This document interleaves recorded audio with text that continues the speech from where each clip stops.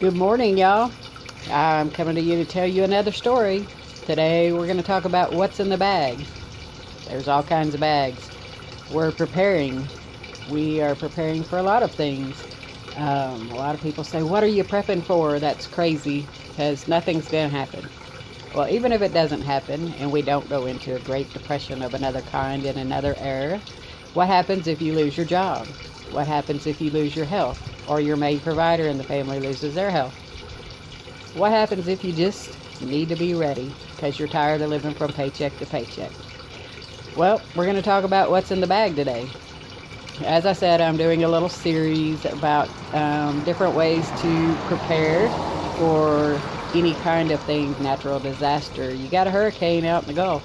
Well, they're saying it's a tropical storm maybe right now, but it's hot. The Gulf is hot, and she's probably mad. So you need to be prepared. Uh, all kinds of things. Like I said, you never know with your job. Things just come up out of the blue. The government's not always going to take care of you. If you don't, if you're one who doesn't work for whatever reason that may be, that's not always promised. So you need to be ready. So I'm going to talk about a few different kind of bags. This is going to be a short video. Um, well, first of all, you need a go bag. If you need to leave the area because of hurricane or because you need to get to family because you need help or whatever reason, you need your little backpack with your medicines in it, some non-perishable items for food. You need some socks. We've been talking about socks a lot. Your feet need to be warm and cared for because if you don't have your feet, you can't do anything, right?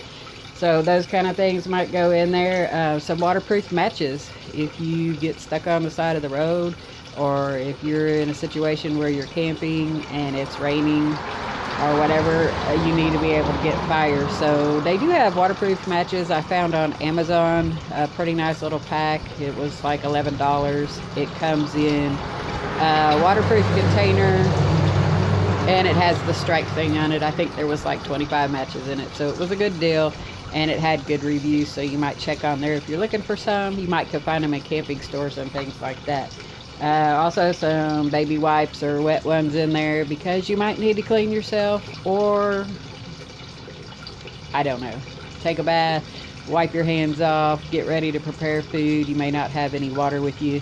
It's just nice to get freshened up a little bit. And if you got a few in your pack, then you're good to go. Also, we got a lot of traffic and crazy people going down the road. I don't know why. It's time everybody should be somewhere else, but they're not. So excuse that. But anyway, some paracord and a contractor bag also should go in there. That will provide shelter if you need it.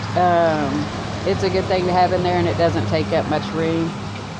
Okay, those would be good to be in there. And you can build these to fit your needs, whatever you want to put in it, for whatever reason that you're going. But this go bag will be ready to go all the time. Keep it in your car, your trunk, in your house where you could just grab it and go. Okay, so that's that. Just trying to get a little closer so you can hear me because of the crazy cars. Other kind of bags that we're talking about. I spoke on the contractor bag. If you get the heavy duty contractor bags, if you were in a situation you needed some shelter from the rain, you could wear it as a poncho. You could also build a shelter with it, especially if you have some paracord with you. So that's in your go bag, remember? Also, regular kitchen trash bags. You can use them for your household trash, but you can also use them if you need to move some of those supplies around or pack some clothes, anything. We've all used them for suitcases. I'm sure you have too. Also, the little 5-gallon bags, if you get in a situation where there's not a bathroom and you got a 5-gallon bucket, those bags will go on there and you could use that super easy, super quick. You got a little toilet and you're good to go. With that, you might want you one of those little collapsible shovels. So if you need to bury waste and not using the plastic bags that you're just digging a hole, you would have a way to do that. So let's see, did I have anything else to tell you? Oh, yes, I do. Quart-sized bags and gallon bags, the freezer bags. When you do find meat on sale, go ahead and get those family packs and separate them out and get them in your freezer. Those would be good for that. Also, if you need to share items, if you're stocked up and your family members or friends or somebody you want to share with needs something, you could always take a little bit out of your stock and separate it down into some of those littler bags and share that way. So those are just a few tips. That's what's in the bag here. And I'll be doing another video this evening. We're off to go look at some property.